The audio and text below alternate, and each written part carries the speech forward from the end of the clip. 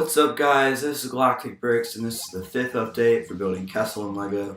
And today I've made a decent amount of progress. I've managed to finish the entrance to the caves, so let's go straight into it. So first off, I've done a decent amount of rockwork and have begun to blend it in with the cave.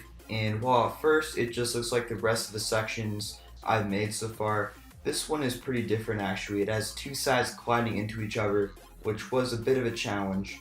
But the reason I did this was because the ground of the mock doesn't simply end abruptly, so I figured that it would look very odd if the cliff just stopped while the ground continued, so I decided to have it continue but only for a short distance and then have it stop so that I could also have a viewable interior. So I think it works, like you get the best of both worlds. On top of this, the first cliff was built on the edge of a base plate, so that meant the second part of it is on the next base plate, which just made it even more complicated, but besides this, these two sections do look very seamless.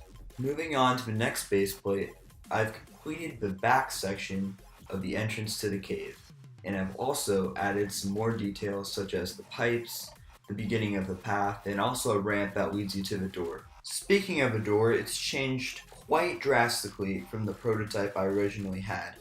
And I found that this dish piece is absolutely amazing and works really well for the door. And if you're wondering why there are two holes near the top, that's where I'll be placing two more pipes that go into the cave, and in fact I've already designed one of them. Anyways, after experimenting with the door, I wanted to make some sort of mechanism to open it because it didn't seem difficult because the shape of the door was already round, and that is just what I did. While the machine is quite simple, I will eventually make a much more sturdy and precise one, and will obviously not show it in one of the rooms, but will instead cover it up and use a hidden lever or axle to activate it.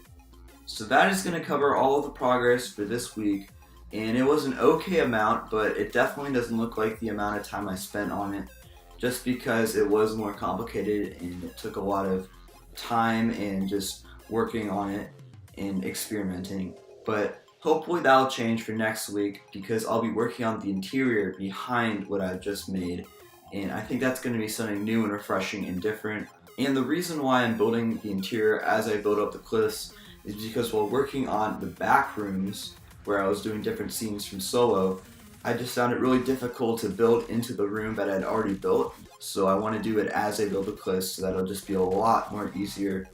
But anyways guys, thank you so much for watching. Please don't forget to like and subscribe, and have a great day.